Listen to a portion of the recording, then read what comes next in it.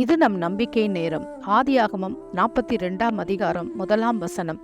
எகிப்திலே தானியம் உண்டென்று யாக்கோபு அறிந்து. இங்கே ஒரு பஞ்சகாலம் வந்த பொழுது எகிப்திலே தானியம் இருக்கிறதை யாக்கோபு அறிந்து கொண்டான். இதே போலத்தான் இந்த உலகத்திலே வாழுகிற மக்கள் எத்தனையோ பஞ்சத்திலே இருக்கிறார்கள். அவர்களுக்கு வேதனை, கண்ணீர், குடும்பங்களிலே பிரிவினை, பிரச்சனைகள், குடும்பங்களிலே சமாதானம் கிடையாது. எத்தனையோ சூழ்நிலை. அங்கே பஞ்சம் இருந்தது போல இங்கே வாழ்கிற மக்களுக்கு நிம்மதி கிடையாது. நிம்மதி இல்லாமல் யாரிடத்துல போகலாம் என்று வேதனைப்பட்டு கொண்டிருக்கிறார்கள். யாக்கோபு அறிந்தது போல அவர்களும் உன்னிடத்திலே வந்தால் தேவனுடைய வார்த்தை இருக்கிறது, தானியம் இருக்கிறது என்பதை அவர்கள் அறிந்து கொள்ள வேண்டும்.